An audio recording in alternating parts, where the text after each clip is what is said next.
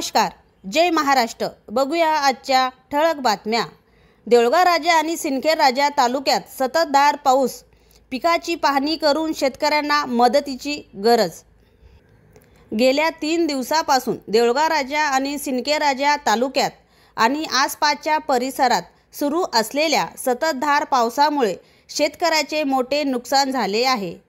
दिवस रात्र कोसळणाऱ्या पावसाळ्यामुळे शेतात सर्वत्र पाणी साचलेले असून पेरलेली पिके पाण्याखाली गेली आहे। त्यामुळे शेतकरी मोठ्या चिंतेत सापडला असून दोन्ही तालुक्यातील अंदाजे 75 मिलीमीटर पेक्षा अधिक पाऊस झाला आहे। या परिसरात पावसाचा जोर कमी जास्त होत असला तरी तो थांबायचे नाव घेत नाहीये। त्यामुळे शेतातून पाण्याचा प्रवाह सुरू असून अनेक ठिकाणी पिके अक्षरशः दिसेनाशी झालेली आहेत। सोयाबीन, मका, कापूस यासारखी कवळी पिके या पावसामुळे सडून जाण्याच्या मार्गावर आहेत।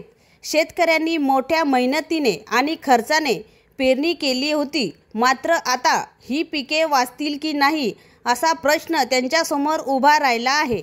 अनेक शेतकऱ्यांनी दुबार पेरणीचे संकट ओढवले आहे अशी भीती व्यक्त केली आहे, कारण एकदा पिके सडली की ती पुन्हा उगवत नाहीत। ही परिस्थिती आपल्या शेतकरी बांधवांसाठी निश्चित चिंतेची बाब आहे। सध्याची परिस्थिती पाहता शेतकऱ्यांना शासकीय मदतीची नितांत गरज आहे। दोन्ही तालुक्यातील शेतकऱ्यांनी शासनाकडे मागणी केली आहे। कृषी विभागाने आणि महसूल विभागाने तातडीने शेतात जाऊन नुकसानीचे पंचनामे करावे। या पंचनाम्याच्या आधारे शेतकऱ्याला लवकरात लवकर योग्य ती नुकसान भरपाई मिळावी। शासकीय यंत्रणेने तातडीने पाहणी करून नुकसान भरपाई देण्याची मागणी जोर धरत आहे। मी AP न्यूज महाराष्ट्रासाठी पूजा कायंदे।